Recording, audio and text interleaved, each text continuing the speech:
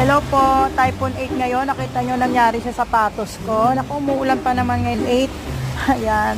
Hindi na kasama yung sapatos ko. Ang swelas ko natanggal. Ayan oh. Ayan ang swelas ko. Naku, basang-basa pa naman ang sahig. Hindi nakasama ang aking sapatos. Ang swelas. Naku, pahamak. Ang lakas pa naman ng ulan. Nakita nyo ang aking hindi mag-sweetheart aking sapatos hindi nakasama. Basang-basa yung paa ko. Paano ba naman? Tignan nyo oh. Tanggal yung swelas. Ayan oh. Tanggal. Yung isa hindi pa. Ayun, nasa bag ko na.